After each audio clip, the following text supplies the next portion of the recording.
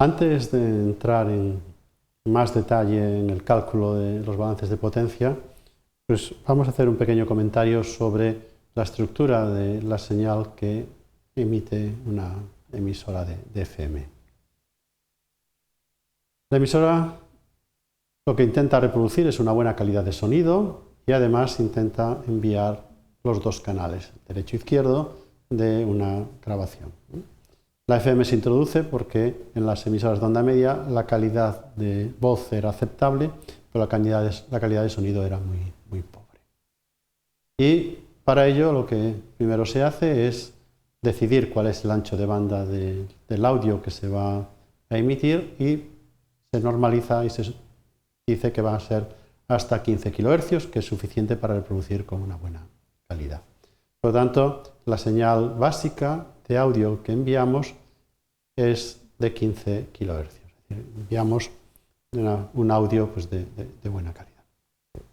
Pero como el sistema de radio FM tiene que ser compatible con los sistemas monofónicos, la primera decisión que se tiene que tomar para hacerlo esto compatible es que lo que se emita sea una combinación de canales. Y por lo tanto, lo primero que se hace es se suman el canal derecho y el canal izquierdo de la señal de audio para generar la señal que los receptores de mono, los monofónicos, van a captar. Pero como la información es de dos canales, el resto de la información lo que se hace es se genera también la diferencia de esos dos canales, que por combinación después se van a poder separar. Y con esa información de audio lo que se hace es se modula directamente una portadora de 38 kHz. Al modularla se producen las dos bandas laterales y se suprime la potencia de portadora para no radiar innecesariamente potencia. Para poder recibir hace falta tener la portadora y entonces en lugar de enviar la portadora lo que se hace es a mitad de esta frecuencia se envía una señal piloto. Se envía un tono que va a tener dos funciones. Uno, permitir después de modular ese canal diferencia y también indicar al receptor que está recibiendo una señal en FM, estéreo. Por lo tanto, este es el piloto de estéreo, que en muchas radios se enciende o se marca, y al mismo tiempo es la portadora del canal diferencia. Pero también se incorporan hoy en día datos, cada vez más, a las emisiones de radio, y para ello se utiliza una portadora a la triple de frecuencia del piloto sobre el cual se modulan los datos. En total, esto viene a representar, dependiendo de los países y los sistemas, pueden ser algo diferentes, pero viene a representar unos 57 kHz de señal compuesta, que es lo que normalmente se describe como la señal de banda base. Esto es lo que ahí tenemos. Y con ese paquete que tenemos ahí de señales combinadas, se modula en frecuencia una portadora de 100 MHz en este caso. Y se hace de tal manera que esa potencia, esa señal que está variando, ahora llega a tener una excursión máxima de frecuencia de más o menos 75 kHz, dependiendo si estamos en la parte positiva o en la parte negativa de la señal. Por lo tanto, ahí está representado, en este esquema, está representado dos cosas. Por un lado, la potencia, cómo se reparte, a partes iguales entre las dos combinaciones de canales, y también el nivel de modulación, que en la práctica hay que repartirlo, pero más o menos el piloto es el 10%, por eso aquí aparece un factor de 0,1, aquí. Después tenemos un 45% en promedio para cada uno de los dos, y después también tendríamos los datos que al final acaban robando un poco de por ahí. Y todo eso acaba ocupando en total 150 kHz. Necesitamos mantener guardas en esta señal de 25 kHz a cada lado para evitar que este piloto pueda engañar a los canales adyacentes y hacerles creer que van a recibir una señal de FM y no la reciban. Por lo tanto, hay una cierta restricción aquí a tener en cuenta. El ancho de canal es de 200 kHz y la banda de FM que está asignada es de 87 a 108 megas. Esta banda estaba por encima de los primeros canales de televisión. Los primeros canales de emisión de programas de televisión iban de 50 hacia arriba, 50 a 80 MHz. Por lo tanto, este es un paquete de frecuencias que son muy buenos para propagar señal a gran distancia. Bueno, a gran distancia tengamos 50, 60 kilómetros del transmisor sin muchos problemas. Por lo tanto, eran fáciles de cubrir un territorio con unas pocas antenas, unas pocas bases. Bien, el proceso que se sigue en un transmisor primero y luego veremos el receptor, lo primero es multiplexar, es decir, combinar esos señales de audio. En la izquierda tenemos las entradas, están aquí representadas, tenemos los canales derecho e izquierdo y tenemos la entrada de datos. Y dentro del transmisor lo primero que tenemos es un oscilador piloto, un oscilador muy estable a 19 kHz. Y doblamos y triplicamos esta frecuencia en estos dos bloques. Llegamos por 2 y por 3 para generar las portadoras que necesitamos. La entrada de los dos canales de audio se combinan en suma y resta. Por aquí sale en este sumador la suma, en este combinador sale la diferencia y el canal suma va directo a unirse al piloto de 19 y el canal diferencia lo va a hacer pero tras ser modulado por los 38 kHz aquí. Entonces ya tenemos aquí sumados el piloto, el canal, digamos, la señal suma y la señal diferencia.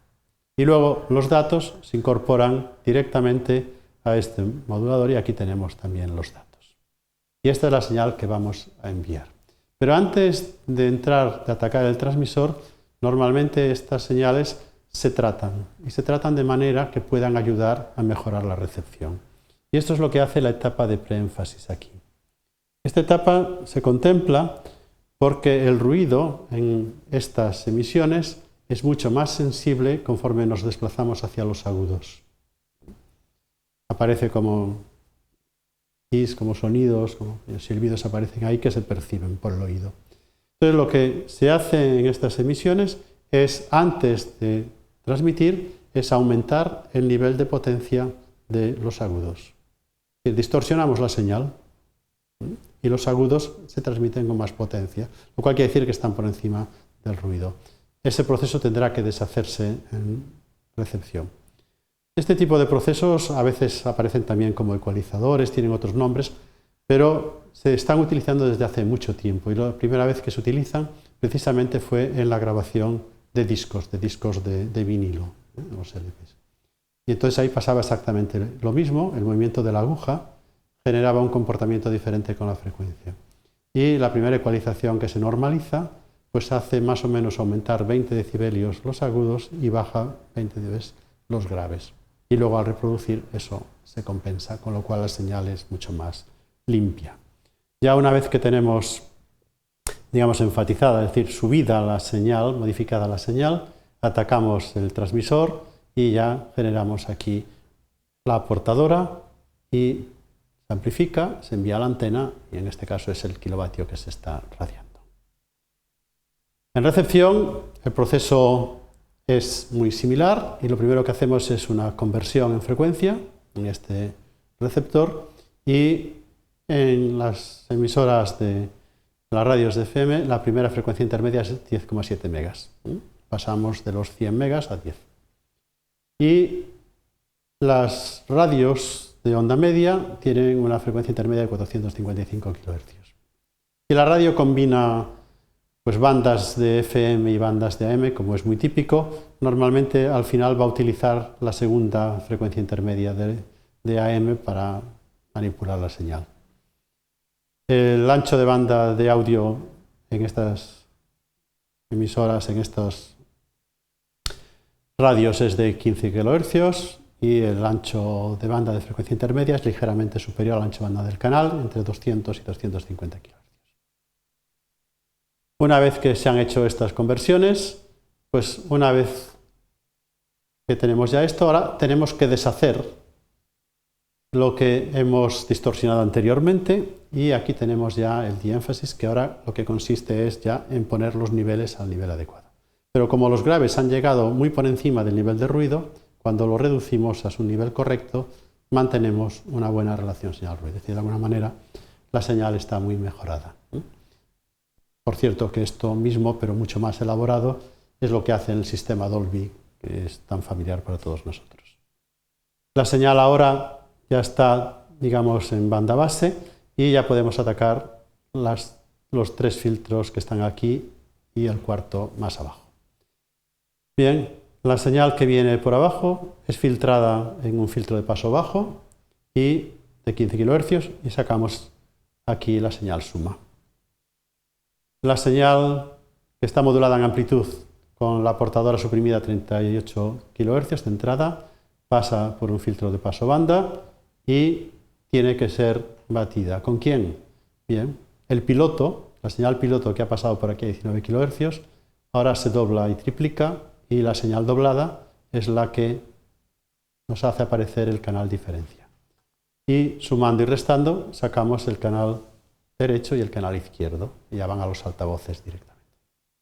Y la señal triplicada aquí, con el filtro que deja pasar los datos, pues al final nos entrega los datos. Este es el esquema básico de un receptor de radio que más o menos combina las mismas funciones que combinaba el transmisor.